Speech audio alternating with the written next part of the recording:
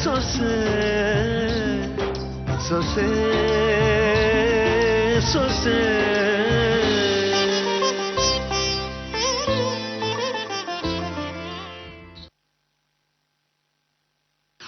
ಅಲ್ಲಮ್ಮ, ಅದಕ್ಕೆ real estate ಬ್ರೋಕರ್ಗಳನ್ನ contact ಮಾಡಬೇಕು. ಅಳಿಯಂದ್ರನ್ನ ಯಾಕೆ ಕೇಳ್ತಿದ್ದಾರೆ? ಯಾಕಂದ್ರೆ ಆ ನಿಮ್ಮ ಅಳಿಯಂದ್ರು ಸೀತಾರಾಮಯ್ಯನವ್ರ ಮೊಮ್ಮಗಳನ್ನ ಮದ್ವೆ ಆಗಿರೋದಕ್ಕೆ. ಅವ್ರು ಕೊಳ್ಳೋ ಜಮೀನಿಗೂ ನಿನಗೂ ಏನಮ್ಮ ಸಂಬಂಧ? ಅವ್ರು ಕೇಳ್ತಾ ಇರೋದು ಪೀಣ್ಯದ ಹತ್ರ ಇರೋ ತಾತನ್ ಜಮೀನ. ಆ ಜಾಗ ನಾನು ನೋಡಿದ್ದೀನಿ, ಆದ್ರೆ ಮಾವ ಆ ಜಾಗ ಮಾರ್ಬೇಕು ಅಂತಿಲ್ವಲ್ಲ? ಆದ್ರೆ ಆ ಜಾಗನೇ ನಮ್ ಗಂಡನ್ ಬಾಸು ಕೊಳ್ಬೇಕು ಅಂತಿದಾರಲ್ಲ. ಅದನ್ನ ನನ್ ಗಂಡ ಕೊಡಿಸ್ತಾ ಇದ್ರೆ ನಮ್ ಸಂಸಾರ ಹಾಳಾಗುತ್ತೆ. ನಾವ್ ಬೀದಿಗೆ ಬರ್ತೀವಪ್ಪ. ಗೊತ್ತಾಯ್ತು ಮಗಳೇ, ವಿಷಯ ಏನು ಅಂತ ಗೊತ್ತಾಯ್ತು. ಆದ್ರೆ ನಾನೇನು ಅನ್ನೋದು ನಿನಗೂ ಗೊತ್ತಲ್ವಾ? ನಯಾ ಪೈಸಾ ದುಡಿದೇ ಇರೋ ನಿಮ್ಮಪ್ಪ ಕೋಟ್ಯಾಂತರ ರೂಪಾಯಿ ಆಸ್ತಿ ಬಗ್ಗೆ ಮಾವನ ಎದುರು ಮಾತಾಡೋಕ್ಕಾಗತ್ತಾ? ಅದಕ್ಕೆ ಅಂತ ಒಂದು ಯೋಗ್ಯತೆ ಬೇಡವಾ?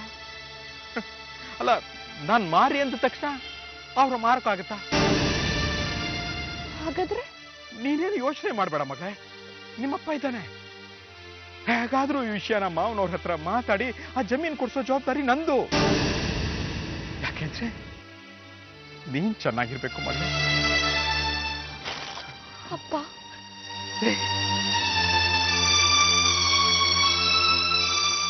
ಮಗಳೇ, ನಿನ್ ಗಳು ಬಂದಾಗ ನಿಮ್ಮಪ್ಪ ನೆನ್ಸ್ಕೋ, ನಗು ಬರುತ್ತೆ. ಆಗುತ್ತೆ ಮಗಳೇ ಅಂತ ಹೇಳಿ ಅಳಿಯಂದ್ರಿಗೆ ಒಂದ್ ಪೀಸ್ ಮೈಸೂರು ಪಾಕ್ ಕೊಡು.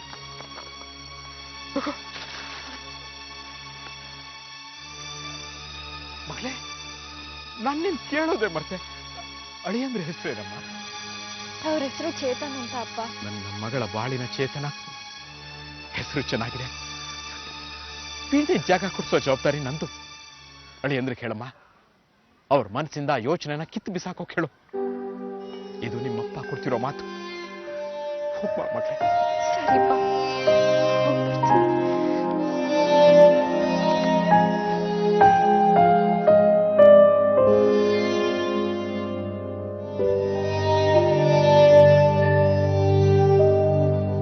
ಮಗಳಿಗೆ ಮಾತೇನೋ ಕೊಟ್ಬಿಟ್ಟೆ, ಆದ್ರೆ ಈ ವಿಷಯನ ಮಾವನ ಹತ್ರ ಪ್ರಸ್ತಾಪ ಮಾಡೋದಾದ್ರೂ ಹೇಗೆ?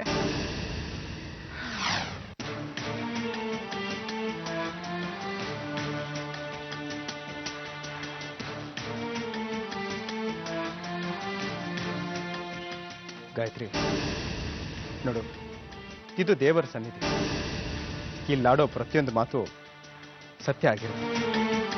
ಅದನ್ನ ನಂಬೇಕಾಗುತ್ತೆ. ಇಂಥ ಮಾತಾಡ್ದಾಗ್ಲೆ ಎಂತವ್ರಿಗೂ ಅನುಮಾನ ಹುಟ್ಟೋದು. ನನ್ನ ಮಾತಲ್ಲಿ ಯಾವ ಅನುಮಾನ ಹುಟ್ಟಕ್ಕೆ ಸಾಧ್ಯ ಗಾಯತ್ರಿ? ಇದು ದೇವರ ಸನ್ನಿಧಿ, ಅದಕ್ಕೆ ಇಲ್ಲಾಡೋ ಪ್ರತಿಯೊಂದು ಮಾತು ಸತ್ಯವಾಗಿರುತ್ತೆ. ಇಷ್ಟು ದಿನ ಬೇರೆ ಕಡೆ ಆಡಿದ ಮಾತೆಲ್ಲ ಸುಳ್ಳು ಅಂತನ ಇದ್ರ ಅರ್ಥ? ಪ್ಲೀಸ್ ಗಾಯತ್ರಿ, ನನ್ನ ಮಾತನ್ನ ಬೇರೆ ದೃಷ್ಟಿಲಿ ನೋಡ್ಬೇಡ. ನಾನ್ ಬೇರೆ ದೃಷ್ಟಿನಲ್ಲಿ ನೋಡ್ಲಿಲ್ಲ ಕೇಶವ್, ಆದ್ರೆ ನಿಮ್ ನಡವಳಿಕೆ ಮನೆಯವ್ರಿಗೆ ನಿಮ್ ಮೇಲೆ ಬೇರೆ ದೃಷ್ಟಿನ ಸೃಷ್ಟಿ ಮಾಡ್ತು. ಅದು ನೀನ್ ಮಾಡಿದ್ದೆ ತಾನೆ? ಇಲ್ಲದೆ ಇರೋದನ್ನೆಲ್ಲ ನನ್ನ ಬಗ್ಗೆ ಮಾತಾಡಿ ನನ್ನ ಬಗ್ಗೆ ಮನೆಯವರೆಲ್ಲ ತಪ್ಪಾಗಿ ತಿಳ್ಕೊಬೇಕನ್ನೋದೇ ನಿನ್ನ ಉದ್ದೇಶ ಆಗಿತ್ತು. ನನ್ನ ಉದ್ದೇಶನ ಯಾಕೆ ಕ್ವಶನ್ ಮಾಡ್ತೀರಾ ಯಜಮಾನ್ರೆ?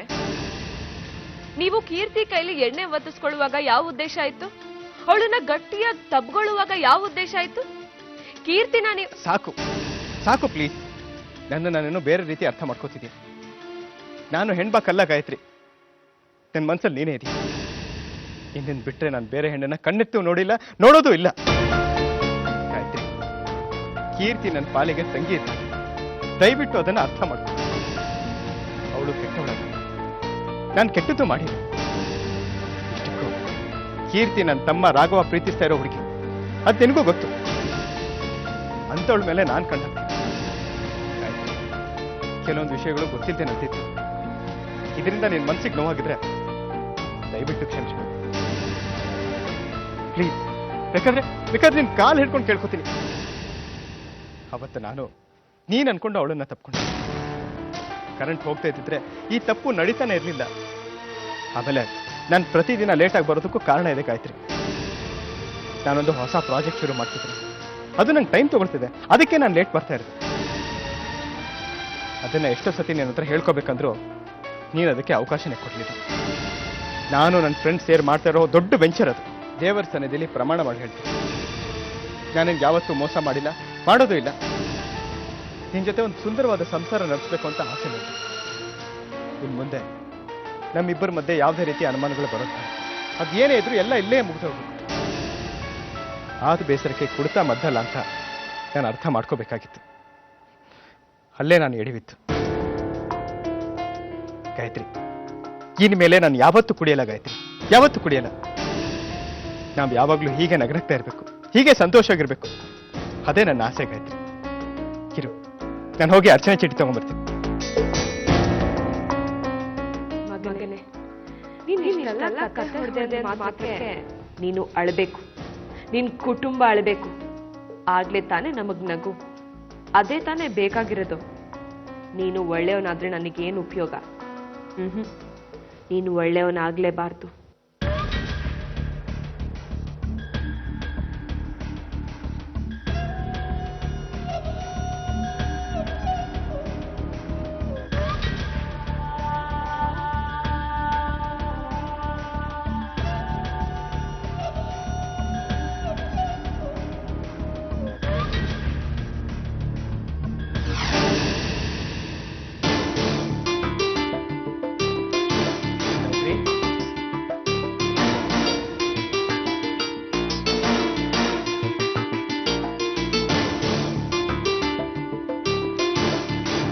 Gayatri,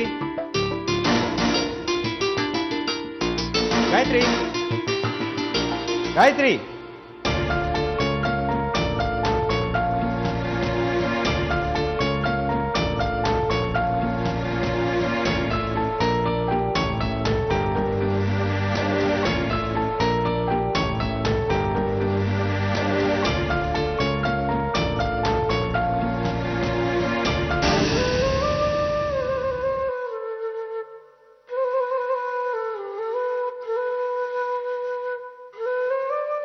hi Julie.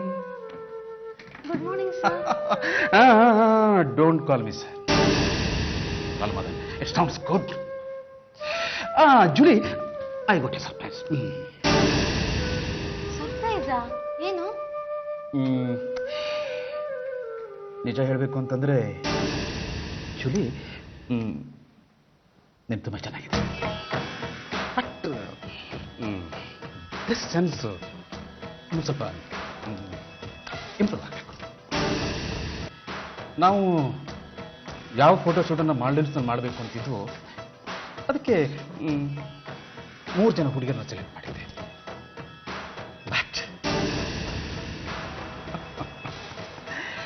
ಜೂಲಿ, ನಿನ್ನಷ್ಟು ಅವ್ರು ಯಾರೂ ಚೆನ್ನಾಗಿಲ್ಲ ಅನ್ನಿಸ್ತು. ಯು ಆರ್ ದಿ ಬೆಸ್ಟ್ ಅಂತ ಅನ್ನಿಸ್ತು.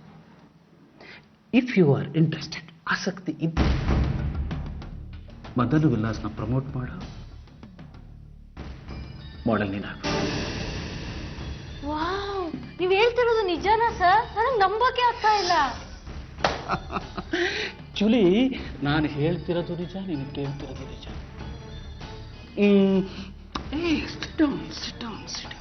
ಮಾಲ್ಡೀವ್ಸ್ಗೆ ಹೋಗಕ್ಕೆ ಮುಂಚೆ ನಮ್ಮ ಗೆಸ್ಟ್ ಹೌಸ್ನಲ್ಲಿ ಪ್ರಿಲಿಮಿನರಿ ಫೋಟೋ ರೌಂಡ್ಸ್ ಇರುತ್ತೆ. ಅದಕ್ಕೆ ಬೇಕಾದ ಕಾಸ್ಟ್ಯೂಮ್ಸ್ ಎಲ್ಲ ನಾನು ಕೊಡಿಸ್ತೀನಿ. ಬಟ್ ಬರಬೇಕಾದರೂ ನೀನು. ಶ್ಯೂರ್ ಸರ್, ಖಂಡಿತ ಬರ್ತೀನಿ. ಆದ್ರೆ ನಾನು ಒಬ್ಬಳೇ. ಜೊತೆ ನಾನಿರ್ತೀನಿ. ನಾಳೆ 10 o'clock. Guest house. ಮಿಕ್ಕಿದ್ದನ್ನ ವಿನ್ಸೆಂಟ್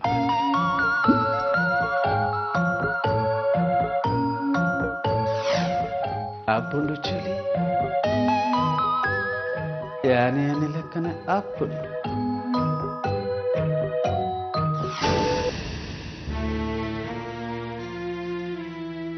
ಏನ್ ಗುರು, ಬಾಸ್ ಅಕ್ಕಿ ಕಾಳಾಕ್ತಾರ ನೋಡ್ತಿದ್ಯಾ?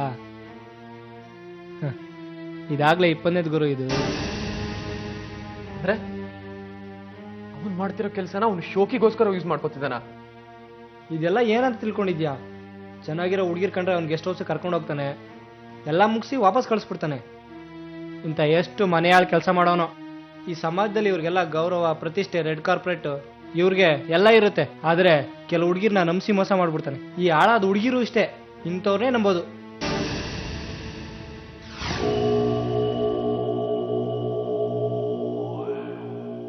ನಾನು ಆಕ್ಟಿಂಗ್ ಮಾಡ್ಬೇಕಲ್ವಾ? ಓಕೆ, ಒಂದ್ ಸ್ವಲ್ಪ ದುಃಖ ಸಾಕಲ್ವಾ? ಇಲ್ಲ, ಈ ಸೀನ್ಗೆ ಒಂದ್ ಸ್ವಲ್ಪ ಜಾಸ್ತಿನೇ ಬೇಕು.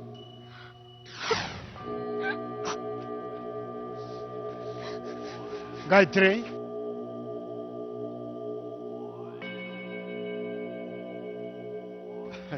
ಹಾ, ಅರ್ಚನೆ ಇಲ್ಲ, ಚೆನ್ನಾಗಾಯ್ತಾ?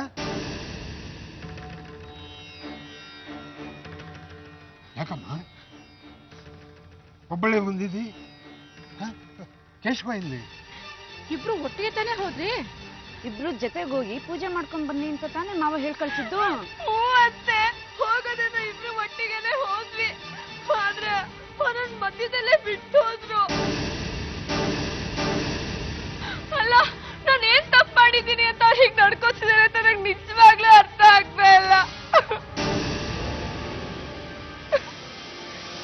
ಹಾಗಾದ್ರೆ ಕೇಶವ ನಿಮ್ ಮುಂದೆ ಹತ್ತು ಕರೆದು ರಂಪ ಮಾಡಿದ್ರು. ಎಲ್ಲ ಸರಿ ಹೋಯ್ತು ಅಂತ ನಾನು ತುಂಬಾ ಖುಷಿಯಾಗಿದ್ದೆ. ಆದ್ರೆ ನಿಮ್ ಮುಂದೆ ಒಂದ್ ರೀತಿ ಇರ್ತಾರೆ, ನನ್ ಮುಂದೆನೆ ಒಂದ್ ರೀತಿ ಇರ್ತಾರೆ. ಅಲ್ಲ ಮಾವಯ್ಯ, ನೀವೆಲ್ರೂ ಮಾತಾಡಿ ನಾನು ಏನ್ ತಪ್ಪು ಮಾಡಿದೀನಿ ಅಂತ ನಂಗೆ ತಿಳಿಸ್ಕೊಡಿ. ನಾನು ತಿದ್ಕೋತೀನಿ, ಅವ್ರ ಕಾಲಡಿ ಕೆಲಸ ಮಾಡ್ಕೊಂಡಿರ್ತೀನಿ ಅತ್ತೆ. ಆದ್ರೆ ನನ್ನ ಹೀಗ್ ದೂರ ಮಾಡಿದ್ರೆ ನಾನು ಎಲ್ಲಿ ಹೋಗ್ಲಿ, ಏನ್ ಮಾಡ್ಲಿ? 100% ಇದು ಇವಳು ಮಾಡ್ತಿರೋ ಬೇರೆ ನಾಟಕನೇ.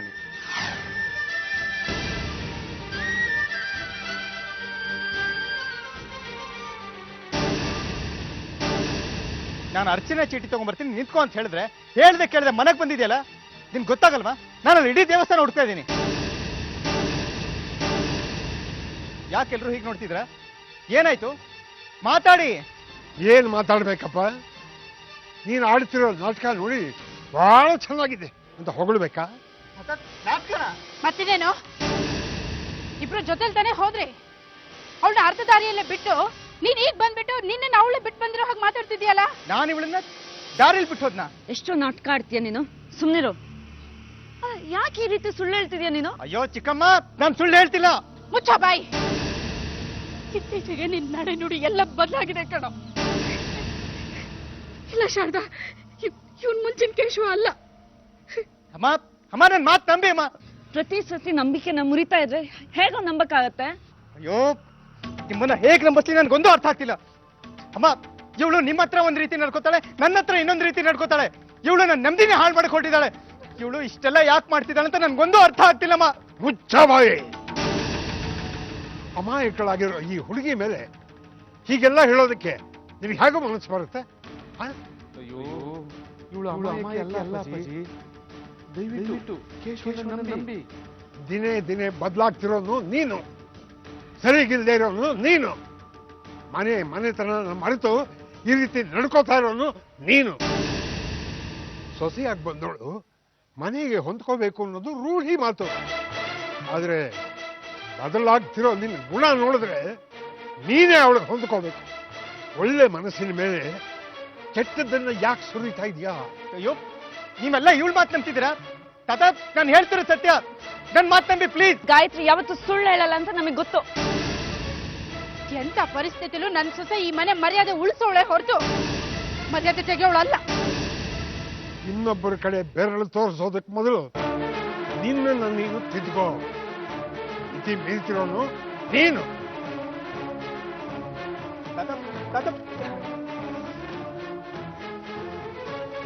ಅಳ್ಬೇಡಮ್ಮ, ಬಾ, ಅವ್ನ್ ಬುದ್ಧಿ ಹೇಳ್ತೀವಿ ನಾವು. ಬಾ, ನೀ ಮಾತಾಡ್ಬೇಡ, ಹೋಗ.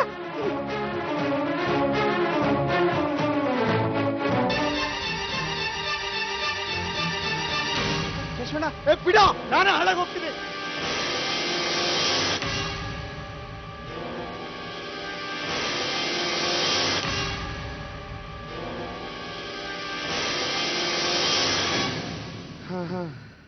ಸತ್ಯ ನೋಡೋದು ಕುರುಡುಕೊಂಡು ಬಂದ.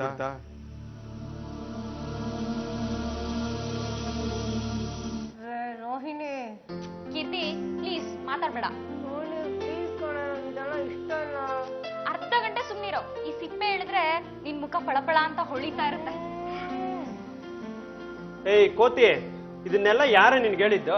ನಮ್ ಮೇಕಪ್ ಟೀಚರ್. ನಿನ್ ಮೇಕಪ್ ಕ್ಲಾಸಿನ ಹೋಮ್ ವರ್ಕ್ಗೆ ನನ್ ದೇವರು ಕೊಟ್ಟ ತಂಗಿ ಕೀರ್ತಿ ಮುಖನ ಬಲಿ ಕೊಟ್ಟಿದ್ಯಲ್ಲ. ಅಯ್ಯೋ ತಂಗಿಯಮ್ಮ, ನಿನ್ ಮುಖ ಮೊದ್ಲಿದ್ದಂಗೆ ಇದ್ರೆ ನಿನ್ನ ಪುಣ್ಯ. ಬಾಯ್ ಮುಚ್ಚು. ಇದು ಇಂಡಿಯಾಗ್ ಬಂದಿರೋ ಲೇಟೆಸ್ಟ್ ಪ್ಯಾಕ್. ಏನ್ ಪ್ಯಾಕು? 6 ಪ್ಯಾಕು. ಕೀರ್ತಿ, ಇನ್ ಅರ್ಧ ಗಂಟೆ ನಿನ್ ಮುಖ ಆ ಕಡೆ ಈ ಕಡೆ ಕದಲಿಸೋ ಹಾಗಿಲ್ಲ. ಅಷ್ಟ್ರಲ್ಲಿ ನಾನು ವ್ಯಾಕ್ಸಿಂಗ್ ರೆಡಿ ಮಾಡ್ತೀನಿ. ಇವತ್ತು ನಾನು ಇನ್ಮೇಲೆ ಎಕ್ಸ್ಪೆರಿಮೆಂಟ್ ಮಾಡ್ತಾ ಇದ್ದೀನಿ. ನೀನ್ ಸುಮ್ನೆ ಇರು, ಸುಮ್ನೆ ಇರು.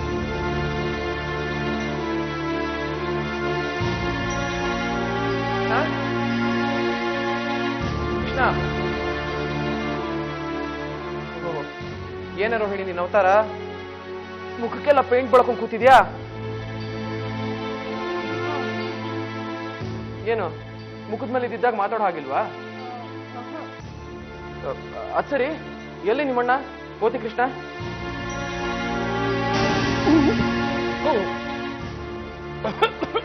ಯಾಕೋ, ಏನಾಯ್ತು?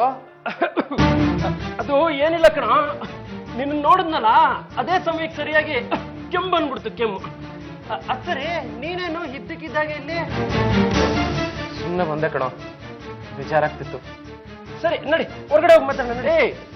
ಇಲ್ಲೇ ಕುತ್ಕೋ, ಇಲ್ಲೇ ಮಾತಾಡೋಣ. ಇಲ್ಲಿ ಕುತ್ಕೊಂಡು ಮಾತಾಡ್ತಿದ್ರೆ ಒಂಥರ ನೆಮ್ಮದಿ, ಒಂಥರ ಸಂಕಟ. ಏನು?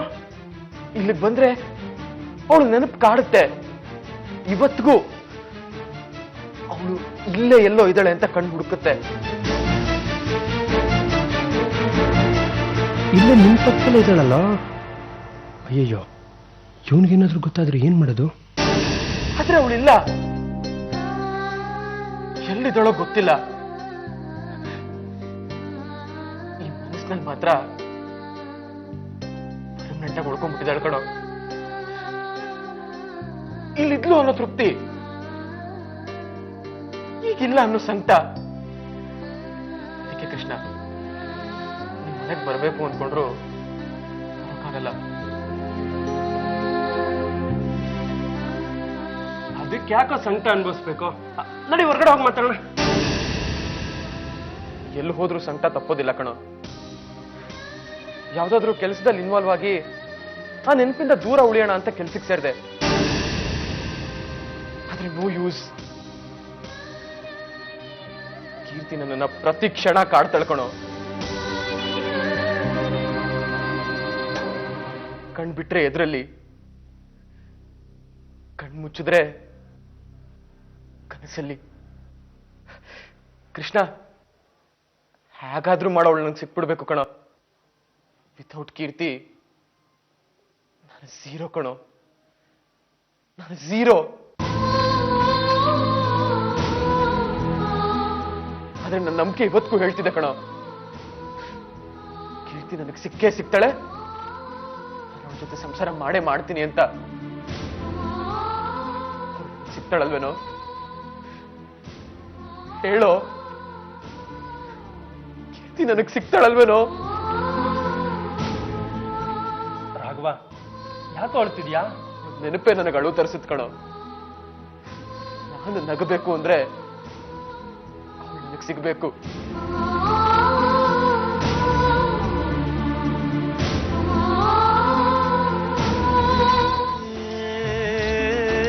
ಸೊಸೆ